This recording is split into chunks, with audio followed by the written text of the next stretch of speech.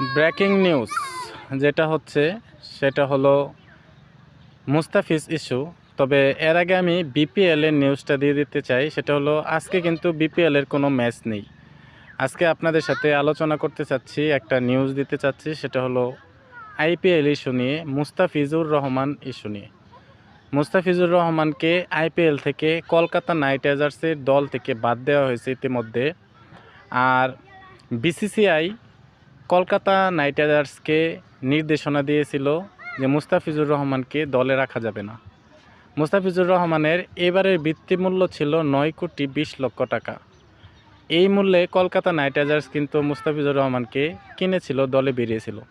কিন্তু বিসিসিআইয়ের নির্দেশনার কারণে ইতিমধ্যে কলকাতা নাইট রাইডার্স তাদের দল থেকে কিন্তু মুস্তাফিজুর রহমানকে বাতিল করে দিয়েছে। সত্যি বলতে ক্রিকেটের সাথে রাজনীতিটা মেলানো ঠিক না ব্যাঠিক, অবশ্যই কমেন্টে আপনারা জানিয়ে দিবেন।